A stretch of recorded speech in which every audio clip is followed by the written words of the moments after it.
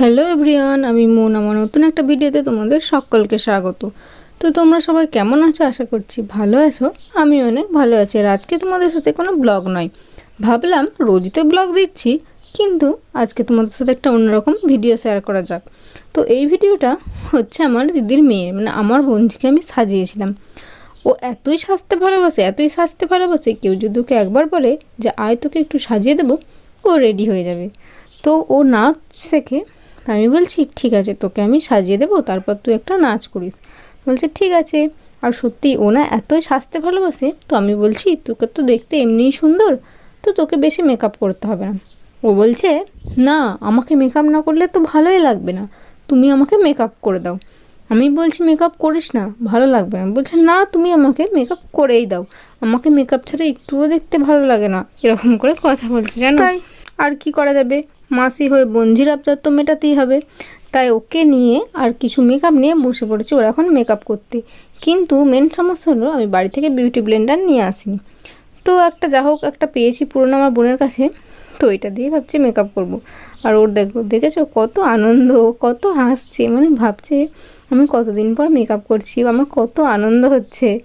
সত্যি মেকআপ করতে এতটাই ভালোবাসে, আবার সাজতে গুজতেও খুব ভালোবাসে। আর আমি বলছি তুই এত হাসছিস কেন? বলছে আমার খুব মজা হচ্ছে, আমি আজকে মেকআপ করছি, এরকমভাবে কথা বলছি।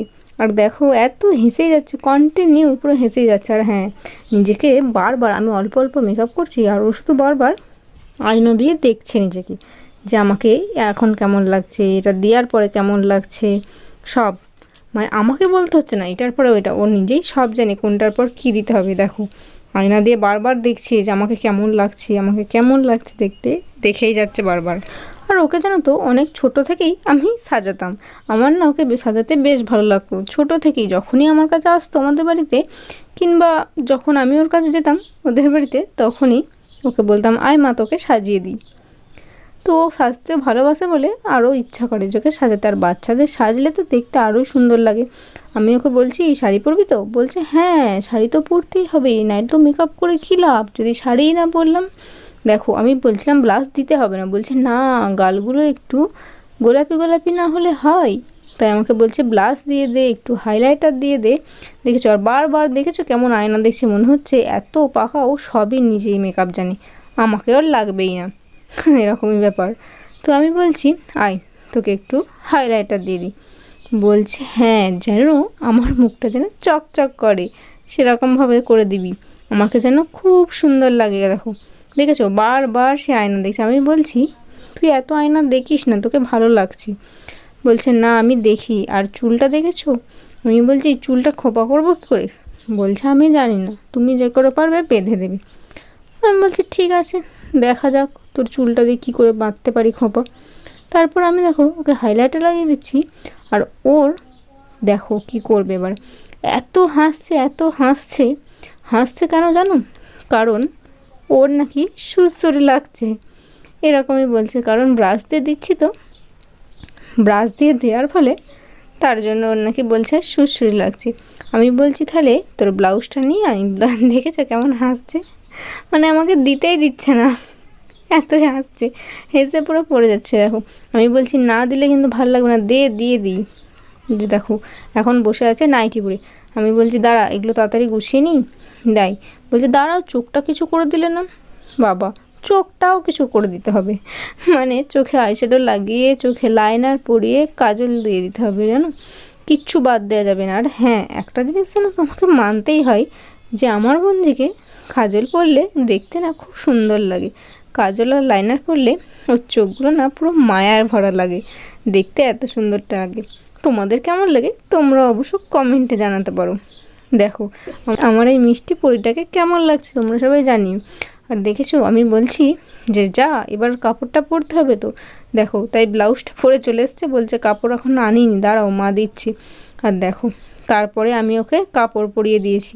আর দেখো সব গয়না দিয়ে সাজিয়ে দিয়েছি, কত সুন্দর না দেখতে লাগছে, মনে হচ্ছে পুরো টুকটুক করা কোনো লাল টুকটুকে বউ। আমি দেখো মাথার চুলটা খুব কষ্ট করে গার্ডার দিয়ে বেঁধে সেখানে এক গাদা ফুল দিতে হয়েছে, কারণ মাথায় ফুল দিতে হবে। আর দেখো কত সুন্দর না দেখতে লাগছে আমার সোনাটাকে। এত সুন্দর হাসি, এত সুন্দর চোখ, সত্যি আমি না ওকে দেখে নিজেই মায়ায় পড়ে যাই। দেখো পোজ দিচ্ছে, দেখো সত্যি আমাকে ওকে শিখিয়ে দিতে হয় না যে মারে তুই কেমন পোজ দিবি। ও বলছে আমি পোজ দিতে পারি, তুই ফটো তোল, আমি পোজ দিচ্ছি। তো দেখো ও শুধু বক বক করে যাচ্ছে আর পোজ দিয়ে যাচ্ছে। আমি বলছি ফটোটা তুলবো, তাহলে পোজ দে ভালো করে। বলছে দাঁড়াও, আমি ভেবে ভেবে পোজ দিচ্ছি। তারপর আমার মা এখান থেকে যাচ্ছে বলে ওকে মাঝখানে রাস্তা থেকে উঠতে হলো, মানে বসেছিল সামনে, তাই ওকে এখন উঠতে হয়েছে। তারপরে ওকে আমি বলছি ঠিক আছে তুই তো সাজলি, এবার একটু আমাদের নাচ করে দেখা। তো বলছে ঠিক আছে, আমি একটা নাচ করছি। তাই দেখো ও এখন নাচ করতে লেগেছে।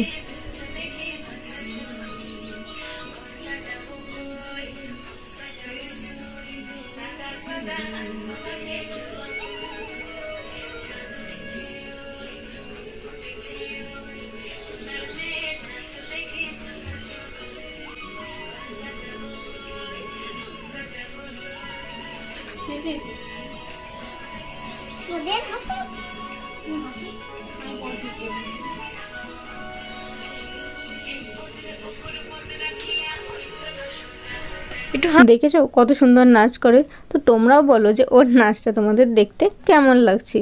এত সুন্দর সত্যি, আমি জানি না আমার বোনঝি বলে বলছি না, কিন্তু ওর মুখটায় না মায়ায় ভরা, আর সাজলে তো চোখগুলো পুরো দুর্গা ঠাকুরের মতন লাগে, এতটাই আমার নিজেরই ভালো লাগে।